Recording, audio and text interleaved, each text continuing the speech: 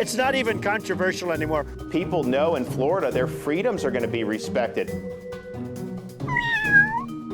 Miranda, howdy doody. Howdy doody. If you haven't noticed, I'm trying to find a different way to greet you every time. Oh, well, I'll be like, hola. We have to try different languages so people can actually learn something from your greetings. You know, stop culturally appropriating a different language, white woman. Education is never cultural appropriation. Oh, okay. So it is Pride Month. I don't know if you haven't heard. I didn't know it's Pride Month. You don't say. But, you know, we were talking last week about Francis Suarez, the mayor of Miami, who's running for president, and he's more of a moderate Republican. And there have been some articles about his, you know, real vocal support for the LGBTQ community and how some see it as in conflict with the rest of the GOP, which I don't think is necessarily fair, but he's getting some attention for that.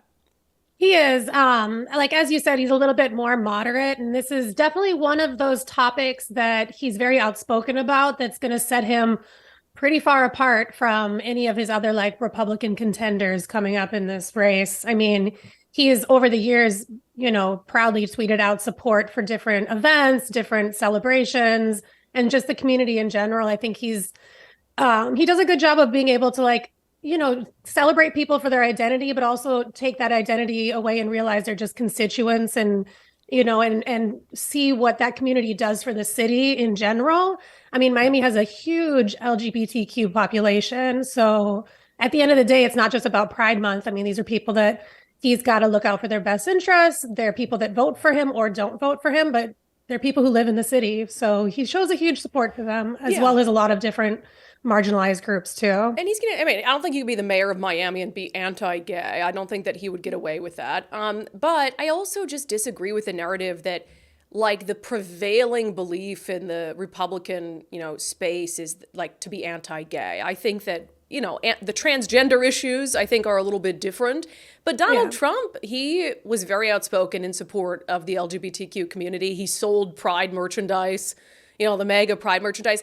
So I don't think the GOP gets enough credit for how far it's come on those issues like traditional marriage. Are there some members of the Republican Party who are still opposed to gay marriage, et cetera? Yes. But Francis Suarez has been very vocal for a long time and marched in parades, and I think that would help him with some voters.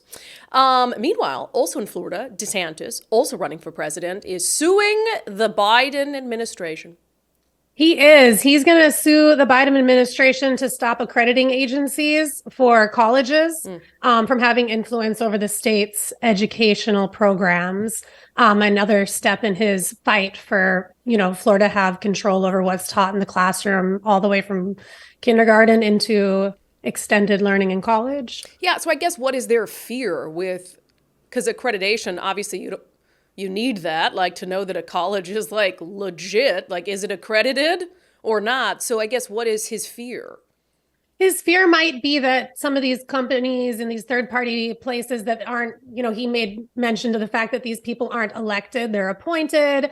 So there's got to be some favoritism and some bias that comes in with that too, because they aren't elected. So maybe eventually they'll look at his educational standards as not worthy of accreditation and decide not to give those accreditations to colleges from our state. So, which might be a pretty honest observation, but whether or not he needs to sue the Biden administration over it or just have some negotiations, I don't know.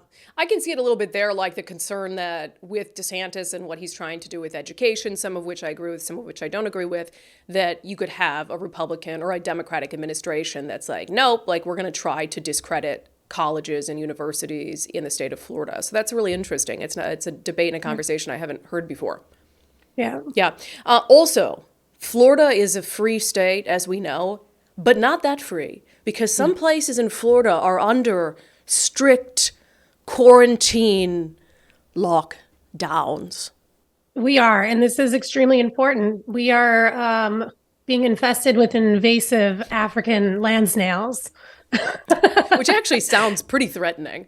It actually is. So these things not only eat like 500 different species of local plant life, they also can eat through stucco, road signs. And they also carry a parasite that can transport meningitis. So they're just all around pretty bad. And that's part of the reason why they don't belong here. And they came in again through the exotic pet trade because I guess people like to have giant snails as pets, and they just thrive here. Everything does very well in Florida as far as plant and wildlife go. So let me just also say that every year they show up somewhere else in the state and there's a quarantine and a lockdown. I feel like we talked port. about it previously on Florida Report, but yeah, but what amongst all the other invasive species we have. But right now this is the current one, and it's really close to here. It's in Broward County, so it's just north of here in Fort Lauderdale Beaches.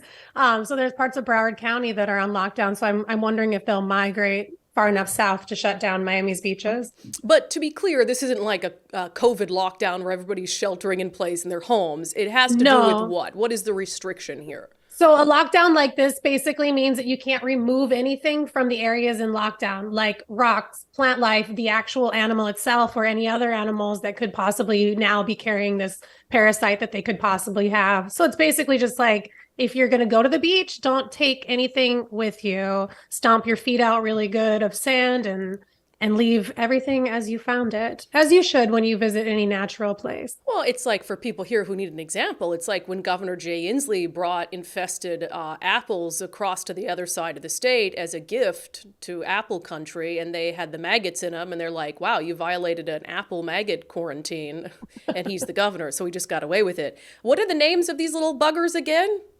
They're called African land snails. Racist. And they get big. They're like 4 inches across in some sizes. Racist. If you can't call it racist. What were Nicole might remember this, the African giant hornets, the murder hornets, and people are like, don't call them the African giant hornets. Oh yeah, those are up in Blaine, my That's hometown. racist. So Miranda, I'm sorry, you cannot call it that.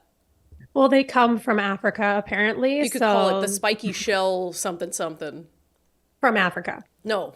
Okay. All right. Well, steer clear, Miranda. Now I'm worried about you. All right. If I see any, I will take a picture so we can share. But don't with your move followers. anything. No. Okay. All right, Miranda, thank you. Bye. It's not even controversial anymore. People know in Florida their freedoms are going to be respected.